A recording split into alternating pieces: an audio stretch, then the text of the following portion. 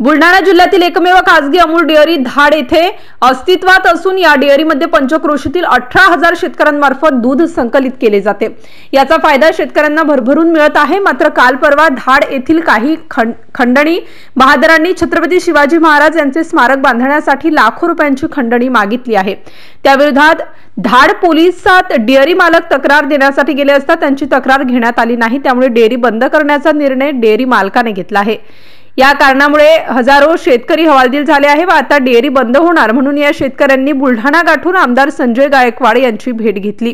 त्यांनी तात्काळ जिल्हा पोलीस अधीक्षक यांची भेट घेऊन खंडणी बहादरांविरोधात तक्रार घेण्याच्या सूचना केल्या। त्यानंतर या शेतकऱ्यांनी जिल्हाधिकारी यांची भेट घेतली तसेच जिल्हा पोलीस अधीक्षक यांची भेट घेऊन तक्रार दिली। एमसीएन न्यूज मराठीकरिता रवींद्र शेगोकार, बुलढाणा। एवढे शेतकरी तुम्ही या कलेक्टर ऑफिसला एसपी ऑफिसला कसं केलं, काय का? धाड परिसरामध्ये अमरलाल खत्री यांचा अमर डेअरी म्हणून खूप मोठा प्रोजेक्ट आहे। या प्रोजेक्टमुळे धाड व धाड परिसरातील साधारणपणे 12,000 लोकांचं दूध तिथे येतं।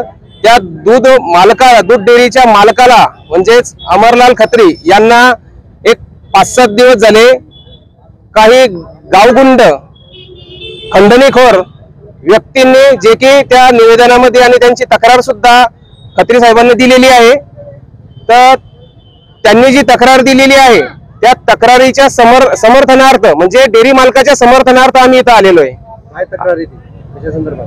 तक्रार अशी आहे की डेअरी मालकाला खंडणी मागण्यात येत आहे। धाडमध्ये शिवस्मारक उभं राहते, त्या शिवस्मारकाच्या नावाखाली स्वतःचे खिशे भरण्याचं काम होत आहे। स्वतः तर काही द्यायचं नाही आणि जे व्यावसायिक बाहेर गावून आलेले आहे त्यांना मुद्दामून त्रास द्यायचा आणि त्यांच्याकडनं बळजबरीने पैसे उकळायचं काम जे चाललेलं आहे, त्या चाललेल्या कामाविरुद्ध आम्ही आणि डेअरी मालकाच्या समर्थनार्थ इथं सर्व शेतकरी जमलेलो आहे। खंडणीखोर मध्ये तक्रार दिलेली आहे खत्री साहेबांनी, त्यामध्ये वैभव मोहिते यांचं नाव आणि आणखी त्यांचे साथीदार यांचे नाव आहेत। काय मागणी तुमची? मागणी अशीच आहे की एसपी साहेबांनी आणि कलेक्टर साहेबांनी या विषयात लक्ष घालून डेअरी मालकाला त्रास होणार नाही, जेणेकरून डेअरी मालक डेअरी बंद करणार नाही। या संदर्भात डेअरी मालकाला व डेअरीला सिक्युरिटी पुरवावी आणि जर शासन जर त्याला तयार नसेल तर आम्ही स्वतः समर्थ आहोत शेतकरी।